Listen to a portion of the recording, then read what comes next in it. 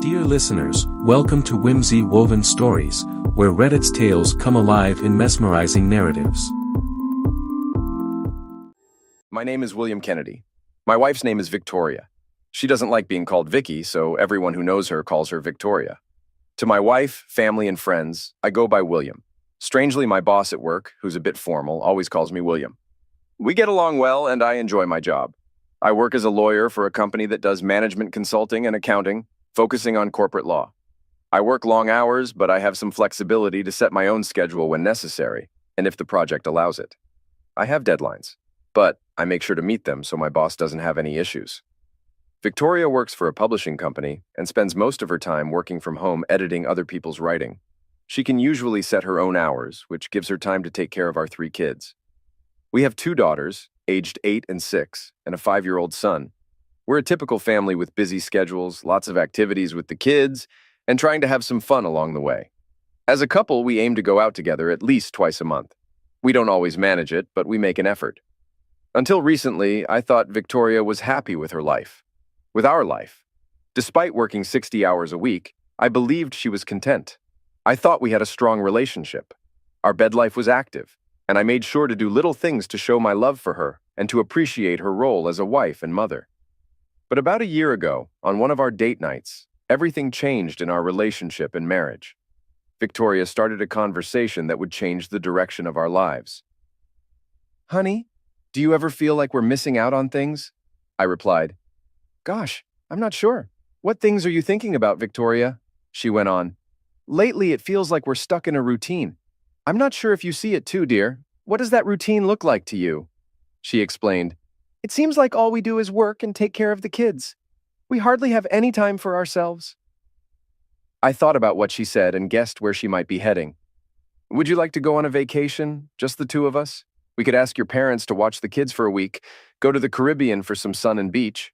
We could both use some relaxation." Victoria surprised me. "That sounds nice, honey, but I had something else in mind to shake things up in our lives a bit." Now curious, I asked, "What exactly are you thinking, dear?" Victoria hesitated, then began.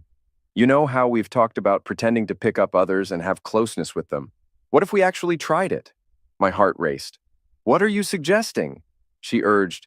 "Just hear me out for a minute. What if we explored the idea of having an open marriage? We would take it slow and see if it works for us before making any big decisions." Caught off guard, I confessed, "This is surprising. I don't know what to say." Victoria persisted. "Think about it. What if we found other people who were compatible with us to have closeness with occasionally, without any romantic commitments? Imagine the passion and excitement we could bring back into our marriage and to each other." I realized I was holding my breath, then said, "What exactly are you proposing, Victoria? You want to be intimate with another man?" She smiled and explained, "It wouldn't be cheating, dear. It'd be casual, with no romance, no relationship like ours, just occasionally, maybe a few times a month. That's it. What do you think?" Stunned, I asked again. "Let me make sure I understand. You want to have sex with other men a couple of times a month? Well, it doesn't have to be exactly twice a month. It could be more or less depending on what we decide." I couldn't have been more shocked if she had hit me with a hammer. I pondered for a moment. "We both get to be involved in this?" "Yes, of course. We both get to share in the excitement. Just imagine the new things we could discover about pleasuring each other that we haven't explored yet. Think about the rekindled passion we could experience," Victoria explained. I let out a breath. "But how would we even start? Do you already have someone in mind if I agree? Because right now, I'm not on board, Victoria." "Take a moment to consider it. We could enjoy intimacy without any obligations. It would be at a time that doesn't disrupt our schedules or family life, and we'd still be there for each other just like before. Our family wouldn't be impacted, and our personal lives might even improve. Together, we'd experience a boost in passion and connection." Deep down, I sensed something was off. Victoria always plans everything carefully, and this situation was no exception. I suspected she had spent a lot of time imagining this scenario, and might even have someone specific in mind to be intimate with if I agreed. "So just to clarify once more, you're saying we can both seek other partners outside of our marriage. You won't feel jealous, upset, or hurt if I'm with another woman, and you expect me to be okay if you're with another man. Is that what you're proposing?" I questioned. "Well, yeah, that's pretty much it. What do you think? Should we give it a shot?" she asked eagerly. I needed to get to the heart of the matter if I wanted to uncover the truth. Who was this guy she wanted to be intimate with? If I agree to this wild idea, when do you want to start? And who's the person you have in mind? I inquired. Her eagerness to have me on board with her plan gave away a clue. Well, there's this guy, Ian, at the publishing company who's been asking me to lunch whenever I'm at the office. He's younger than us, and from what others say, he's already in a relationship. The secret's out. She's interested in some young guy named Ian. So Ian, huh? Well, what do you think, honey? Are you up for trying something new to spice up our marriage? She asked. I still don't see how you being with another man will improve our marriage. If you want better intimacy, why not explore ways we can enhance it together, with each other, not someone else? How does adding another man to the mix improve our connection? I just want to understand this is about us, I explained. Imagine the fresh perspectives we could gain from each other, like hiring a consultant for new ideas. Why not consider seeing a therapist together? You having an affair with some guy doesn't seem like it would benefit our relationship at all, I added. Victoria struggled to let go of the idea of seeing a sex therapist.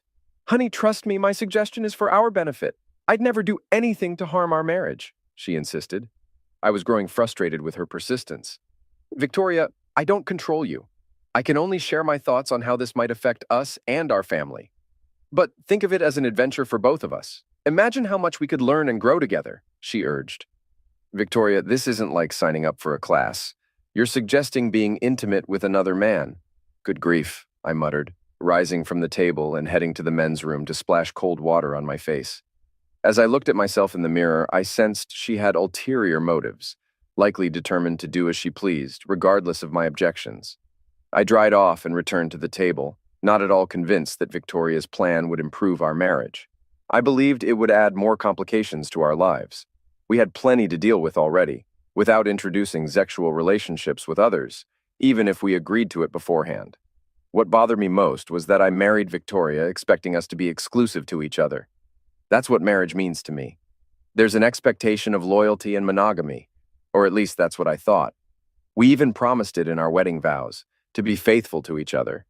It was clear my wife wasn't finding sexual fulfillment with me, and that saddened me. The following 2 weeks were tense between us. She kept smiling at me, expecting me to agree with her plan. She even intensified our usual sex routine of twice a week. For a whole week, she wanted sex every night. After putting the kids to bed, she'd take my hand and lead me to the bedroom. We showered together, exploring each other with soapy hands. Victoria was attractive and in shape, clearly desiring more intimacy than twice a week. Had I been neglecting her needs?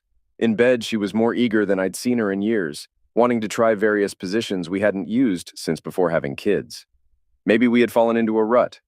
But was having sex with others the solution? A week later, with no mention of an open marriage, I thought she had forgotten the idea. Maybe more sex was what she truly wanted. I was wrong.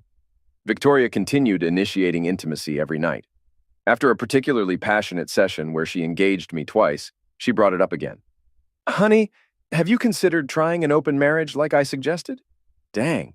Honestly, I was kind of hoping all the extra sex meant you changed your mind about the whole thing, I admitted. Well, the closeness with you lately has been awesome, but it's been pretty much the same every time. We need to switch things up, make it more exciting. That's what I'm hoping we can learn from others, she explained. I felt disappointed that she still wanted an open marriage. So, you still want us to be open so you can be with other men, I said, my tone showing I wasn't happy about it. Don't be so down, Will. This is a chance for us to grow individually and bring new experiences to our marriage. The passion and excitement you want, you're not getting it with me right now, are you? This is an opportunity for both of us to explore new things to bring back to our relationship. I think it'll make us stronger as a couple. Victoria, as I've said before, I don't control you. You make your own choices. If this is truly what you want, then I guess you'll go ahead with it, even if I disagree. Just be cautious about what you're seeking because every decision has consequences. Thank you, Will. You'll see. This will benefit both of us. With that conversation, it seemed settled. I left the room to grab a strong drink. I knew my marriage was over, and there was no point in trying to change her mind. Victoria had what she wanted, free rein to be with other men. There wasn't much I could do to stop her. This situation was all messed up, but it was time for her to face the consequences. 1 month later, Victoria wasted no time in meeting up with Ian from her workplace.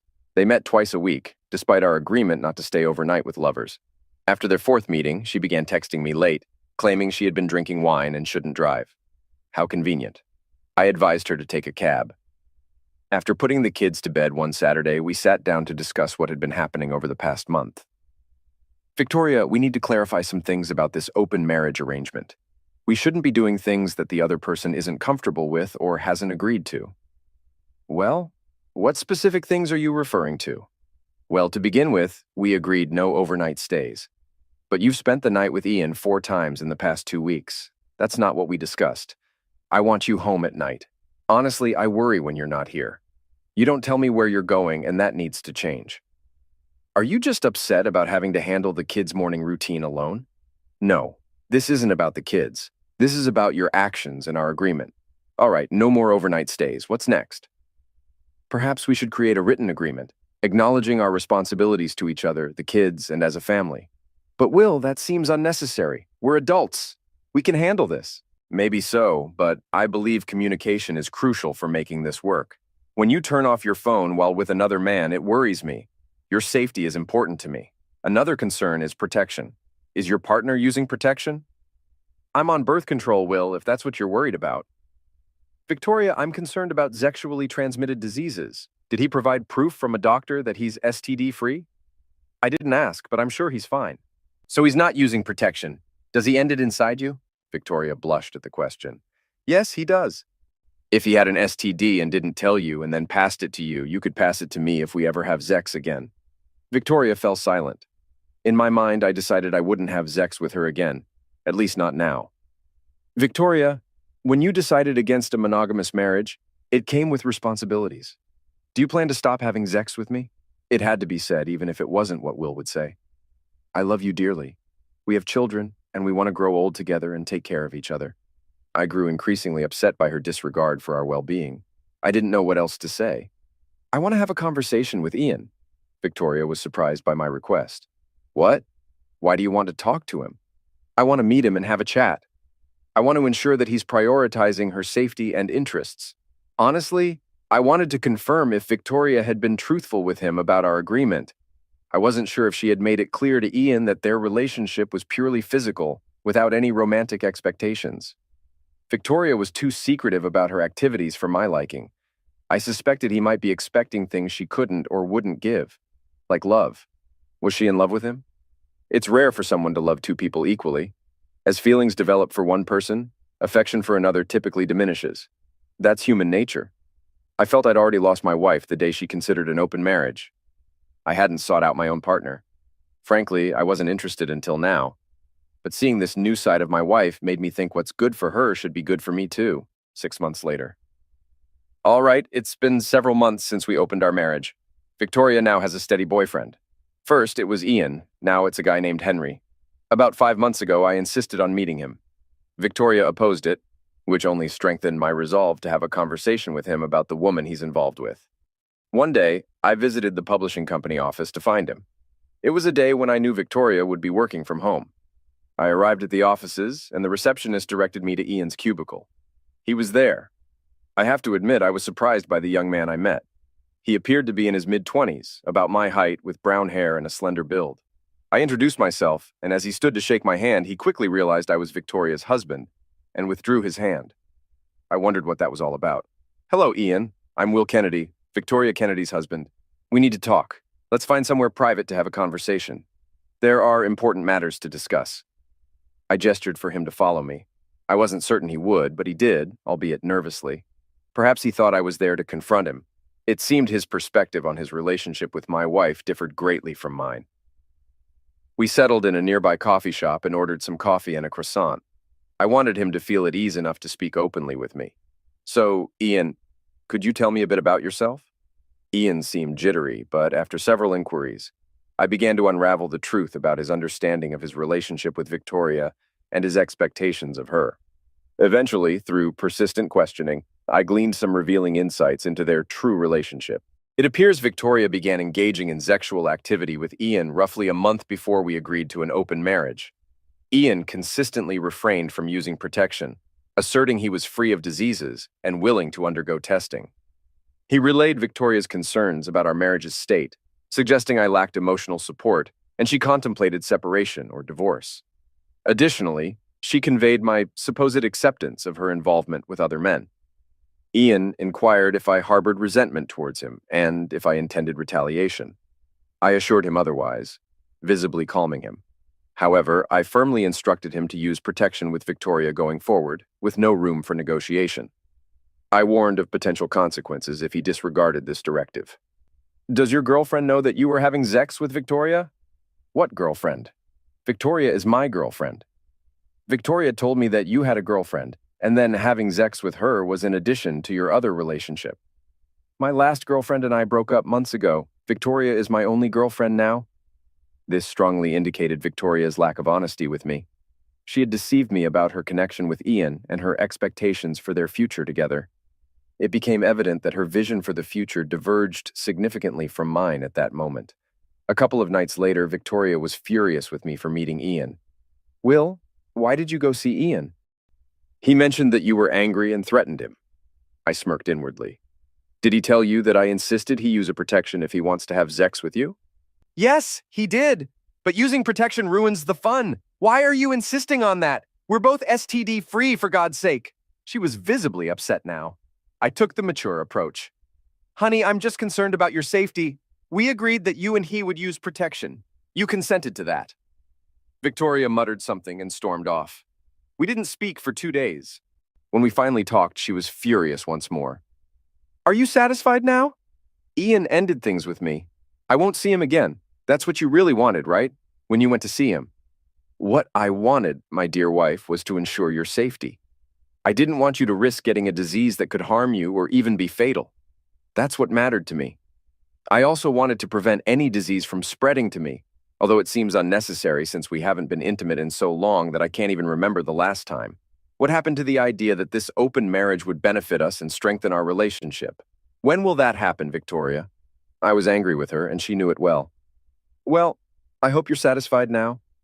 And she stormed off. A coldness settled over our marriage. It was a very silent month. We hardly spoke to each other, and then everything suddenly changed. Victoria announced that she was meeting a new man. She dressed up in a revealing blouse and skirt, paired with 4-inch high heels. Her hair and makeup were flawless, and she wore a new perfume that I hadn't noticed before. Suddenly, she was exceptionally sweet. She called me dear for the first time in a while as she mentioned going out to meet someone she met online. Alarm bells went off in my mind. All right, where are you going and who are you meeting? I reminded her that she was expected home tonight, emphasizing it should be tonight, not at 4 a.m. Things quickly spiraled out of control after that. However, I did manage to learn his name, his occupation, and that he was divorced. She began by seeing Henry once a week, but after a few months, she was nearly living with him. She only stays at home a few nights a week, sometimes just one, typically when her lover is away for work. I believe he works as a sales representative for a pharmaceutical company, but Victoria is secretive about him. I grew tired of her behavior and moved her belongings to the spare bedroom. She was taken aback, but I explained it would be easier if I had overnight guests, especially since I'm the one caring for the kids all the time. Her belief that having a relationship with another man would ignite passion and intensity in our marriage didn't turn out as she hoped. Instead, it brought about a lot of drama. I found myself growing increasingly frustrated with Victoria. I probably should have divorced her long ago, but I didn't want our kids to experience a broken home. Plus, even if I did leave, the children would be left with a mother who wasn't there for them at night. It was a challenging period for me. I couldn't comprehend why she wanted to engage in such behavior, nor could I understand my own reasons for tolerating it. Her hope that having a relationship with another man would spark more passion in our marriage didn't pan out as expected. Instead, it brought a lot of drama into our lives. I found myself increasingly frustrated with Victoria. Perhaps I should have ended our marriage long ago, but I couldn't bear the thought of our kids growing up in a broken home. Even if I did leave, they'd be left with a mother who wasn't there for them at night. It was a tough time for me, trying to understand why she pursued such behavior and why I put up with it. Yes, you're suggesting that I'm not exempt from blame, and you're probably right. I was too lenient with her and her actions. I ended up taking on most of the parenting responsibilities while she was hardly ever home. It was noticeable to the kids who missed having their mother around. They asked about her almost every day, wondering why she had to be away so much. Initially, I told them she was spending time with a friend and would return soon. However, Seeing her only 1 or 2 nights a week made it hard for them to believe her declarations of love. My oldest, who was 9, even asked, "Dad, why does Mom spend so much time with her friend? Who is her friend?" It was difficult to explain. Victoria began neglecting important responsibilities she usually handled for the kids. One afternoon, the school called to inform me that the parent-teacher interviews, which Victoria typically attended, had occurred the day before without her presence. The vice principal expressed concern, as Victoria was usually reliable, and offered to reschedule if there were any issues. Attempts to reach Victoria by phone were unsuccessful as her phone was switched off, leading to voicemail. I apologized to the school and promised to arrange a new appointment the following day. When I tried contacting Victoria, her phone went straight to voicemail. I left a distressed message questioning her absence from the meeting and urging her to call me back. For 3 days, she didn't call and dismissed it as trivial. I wanted her to return home so we could talk. She agreed to come over that Friday afternoon. I took time off and prepared to give her an ultimatum. However, on Friday, she called to cancel, citing a potential work commitment. It seemed like she was stalling, likely due to pressure from her boyfriend. The next significant incident that drew a clear boundary was our daughter's birthday. Most parents celebrate their children's birthdays to show love and care. Kids expect presents, cake, ice cream, and friends. My children were no exception. But when your mother forgets your 10th birthday, it's hard to ignore. A few weeks earlier, I asked Victoria if she would plan our daughter's birthday party. She assured me she would handle it well. However, as time passed, there was no action from her end. So I took charge, sending out invitations, buying a gift for my daughter, booking a venue, and arranging food. I hoped Victoria would remember, but she didn't. My daughter was devastated that her mother wasn't there for her party. When other parents asked about Victoria, I made up a work-related excuse. My daughter felt deeply hurt by her mother's absence. I called Victoria, and when she answered, I handed the phone to my daughter. "Mom, it's me. Where are you?" Victoria hesitated for a moment. "What's up, honey?" "Mom, today's my birthday." "Why aren't you here? We had a party, but you didn't come." There was silence on the line. My daughter thought her mother had hung up and gave my phone back to me. "Victoria, are you still there? I heard crying." "Victoria, what's wrong?" "You missed Emma's birthday, for goodness sake." The call ended abruptly. A neighbor approached me quietly, asking if everything was okay with Victoria. She hadn't seen her around lately and sensed that our relationship was strained. That evening, I reached a breaking point. Victoria's disinterest in both me and our children led me to the decision to proceed with a divorce. In essence, we were already living separate lives. It was time to bring the situation to a close. The following day, I dialed Victoria's number, expecting her voicemail to pick up immediately. Leaving a brief yet urgent message, I requested her to call me back promptly. Alternatively, I urged her to come over to the house for a conversation. Surprisingly, using the word urgent seemed to catch her attention as she showed up at our house after dinner that same night. "Will, what's the matter? Why did you say it's urgent and important? Are the kids all right?" "Hello, Victoria. I'm glad you came. Thank you. We really need to have a serious talk. Please, take a seat." She glanced at her watch as I spoke. "Don't worry, this won't take too long. So, what's on your mind?" "Well, since you've been away, the kids keep asking when you're coming back home. Are you planning to return, Victoria? Because it seems like you've already left us." "Of course I'll come back, Will. I've mentioned before that I need this time to rediscover the passion and closeness we've lost. Once I've fulfilled that need, I'll be back home. I'll be a better wife, and we'll be a family again." "Sure. Just so you're aware, Emma was heartbroken the other night when you didn't show up for her birthday party, and our other 2 kids have been wondering if you'll be there for their birthdays too." Victoria's eyes widened, revealing her shock. "How could you forget your own children's birthdays? Now here's the hard truth for both you and your lover. Victoria, I've made up my mind. I want a divorce." "What? Why are you asking for a divorce, Will? I'll be back home soon." "Victoria, there's no marriage left here. You're not fulfilling your role as a wife, and since you've already left the house, I can't fulfill mine either. To be honest, you shouldn't have left in the first place. I've stayed quiet for the sake of our kids, but this situation has gone too far. You moved out and settled things months ago, barely remembering that you have children and obligations to them, let alone to me. My lawyer says the court will view this as abandonment of our marriage and our kids." "But Will, I love you and the kids. Can't you see that?" "No, Victoria. I don't see any love. If you truly loved your husband, you wouldn't be having an affair. If you cared about us, why did you leave? Why did you move in with your boyfriend? Talking about bringing passion and intensity to our marriage is just a joke. I won't even bring our kids into this conversation, as your actions speak volumes about how much you care for them. The joke's on me, but I'm done laughing. We're getting divorced as soon as possible. Pack your things to go back to him. You're not my wife anymore. I'm not your husband. I'll start looking for a new wife and mother for our children. But Will, we're married. I'm your wife. You're my husband. I love you. I don't want a divorce. Well, I do want a divorce. I've looked into it, and the courts here recognize when someone has abandoned their marriage. You left our marriage and our kids, so leave the house. Go back to Henry where you want to be. I don't want you here anymore. Victoria seemed surprised by my words, gathered her purse, and quietly left. What I hadn't told Victoria was that while she was with her new boyfriend, I had started looking for someone to have fun with. I found a woman named Charlotte. She had 2 kids, and her husband had left her for a younger woman. I went on a date with her, and my kids were thrilled. When I got back, my daughter came down and asked about my date. Honey, it went really well. I had a great time. Charlotte is a very nice person. I like her a lot. Is she going to be our new mother? Wow, where did that come from? Kids these days seem to know more than I did at their age. That's not something you need to worry about, sweetie. Besides, this was only our first date. I'm not sure when there will be a second. Dad, is Mom ever coming back? That was a tough question. I spoke softly.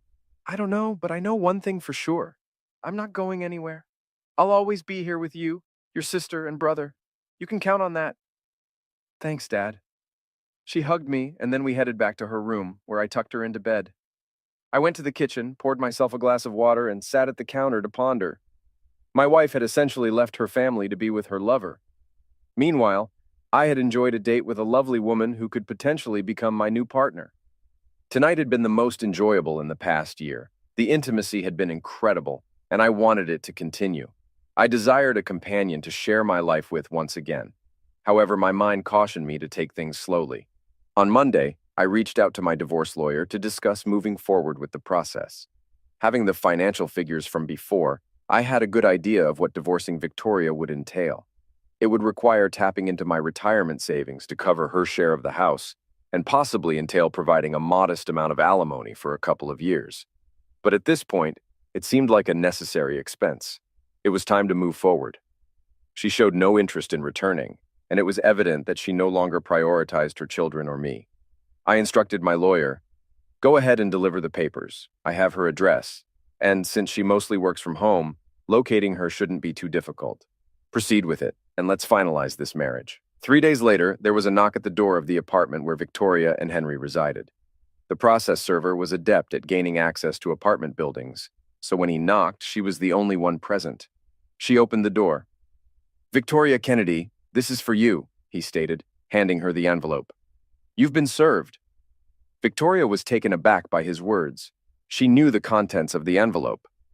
She slowly shut the door and brought the envelope into the kitchen, placing it on the counter. She waited for over an hour before opening it, reflecting on the past year and her choices. Were they wise decisions? Did she truly consider the consequences when she expressed her desire to have an affair? Was Henry worth sacrificing her life and children for? Although the intimacy with him was unparalleled, was it sufficient? Was her husband, Will, truly so dull as a partner that she felt compelled to leave him and her children? Did she despise her former life enough to exchange it for Henry? These were challenging questions. With caution, she slid open the envelope and withdrew the papers. She handled them delicately, almost as if expecting them to erupt in her face. As she reviewed them, a divorce citing abandonment and infidelity, division of marital assets, and Will's full custody of the children with visitation rights for her, along with alimony of $1,000 monthly for 2 years. She dropped them onto the counter, realizing, finally, oh my God, what have I done? The lies and deceit she had spun for Will over the past 2 years were now haunting her.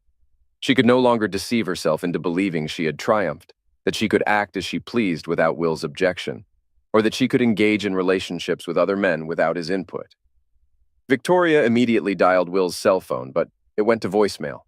She left a brief message asking him to call her regarding some important paperwork she had received. Then she tried calling her former home, but there was no answer. Realizing she needed to act to salvage her marriage, she grabbed her car keys and purse and headed out. Arriving home, she discovered her key no longer worked in any of the locks, and the garage code had been changed. In full damage control mode, Victoria drove to Will's office. His assistant, who knew about Victoria's affair, informed her that he was out for the day. Unable to reach him there, she returned to her old house, intending to wait for Will and the kids to return from school.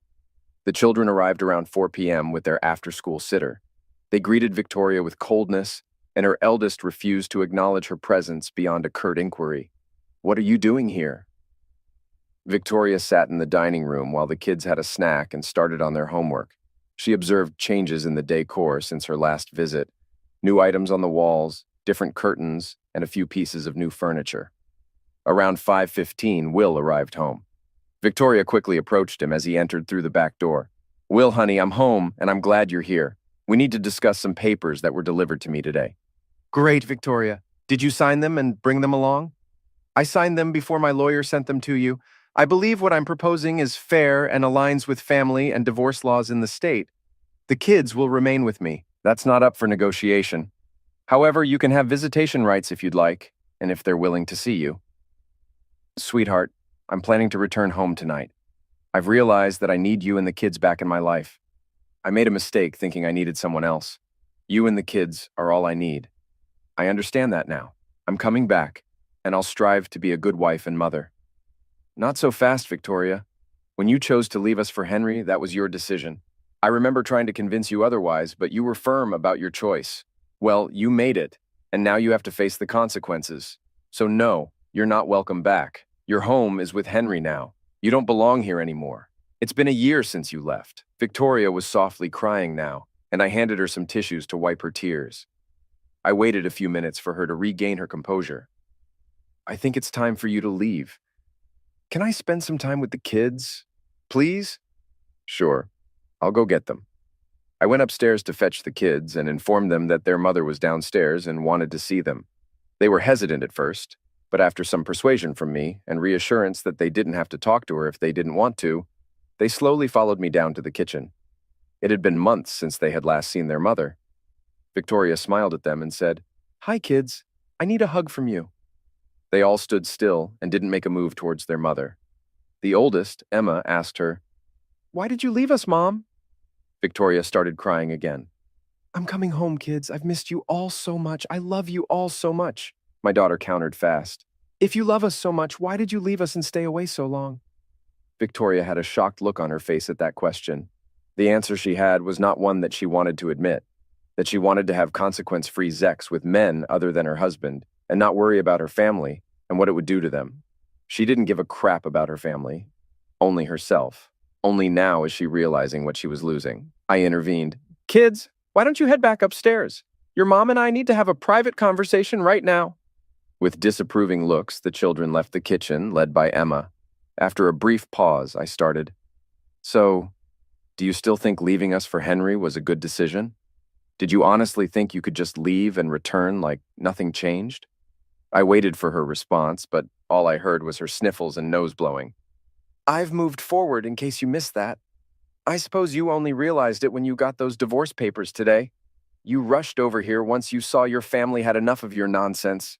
Still met with silence and sniffles. "So, gather up whatever belongings you haven't taken yet. I've packed what I could find into boxes in the garage. It should be manageable for you. You can have Henry assist you. If there's anything else you want from here, just let me know. You can take whatever you want except me and the kids." After waiting another minute for Victoria's response, which didn't come, I spoke up. "I believe it's time for you to leave. There's nothing more to discuss. I'm not interested in having you back. The kids aren't eager for your return either. It's best you go back to Henry. If you want, have your lawyer review the divorce papers, and we can let them handle the finer points."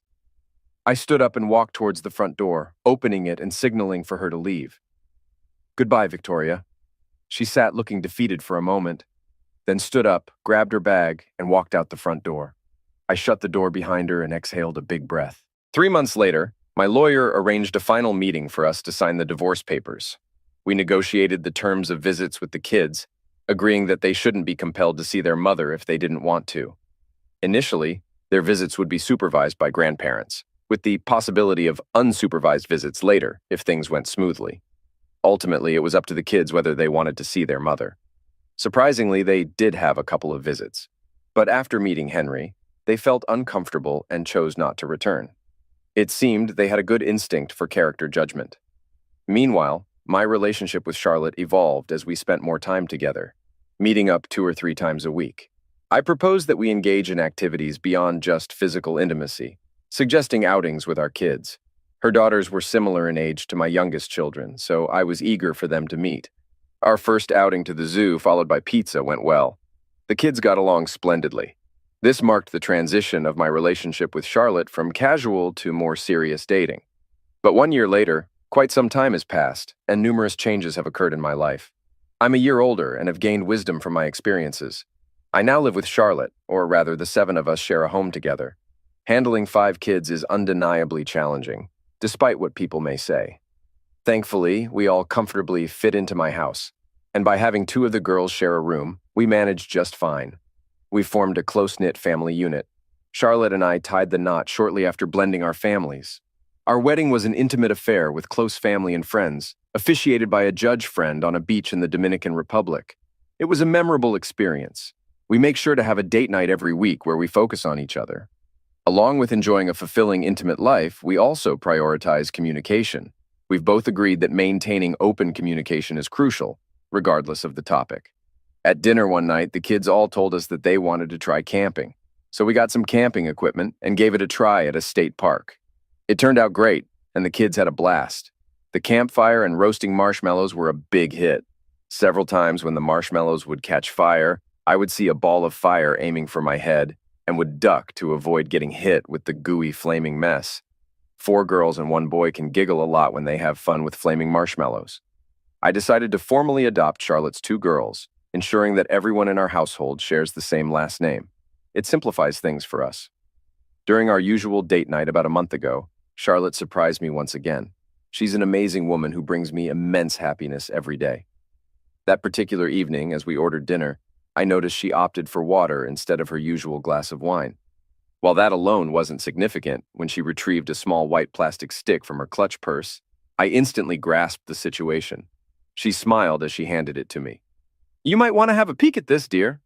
Wow, she's pregnant. My wife, with whom I've been married for less than a year and with whom I already share 5 children, is expecting another baby. We were quite busy preparing for the new addition to our family. The biggest surprise came when we learned that Charlotte was expecting twins. Now, we're going to have 7 children altogether. Fortunately, I recently got promoted at work and now oversee the legal division of the company. With my increased salary and bonuses, we'll be able to manage the financial responsibilities of a larger family and even save up for their education. To provide our growing family with some summer getaway, we purchased a cottage by a lake about a 2-hour drive from our home. We've started renovating and expanding it to accommodate our active and growing brood. Looking back, I realize how fortunate I am. Despite a failed marriage, I found myself starting anew within just 2 years. What initially seemed like a tough period for me and my children, when Victoria left us for someone else, turned out well when I met a wonderful woman, Charlotte, who loved me and my kids. Each morning, amid the organized chaos of a large family, I felt grateful for the luck I had in meeting Charlotte and her daughters, and now with 2 more children, our family felt complete.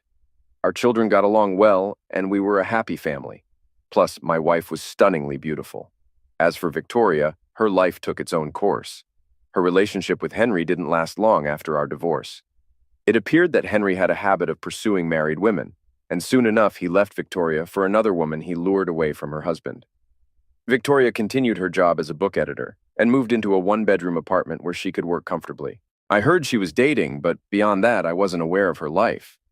Once, while Charlotte and I were out with the kids, I thought I spotted Victoria downtown. We walked as a group with the older kids holding the hands of the younger ones. We didn't stop to chat with her. I sensed she watched us pass by. Perhaps she reflected on how things could have been different. Or maybe she felt relieved not to be responsible for children and a husband anymore. It's hard to say for sure. Thank you for listening. Please share your opinion about this story in comment section. Also make sure to like and subscribe to the channel.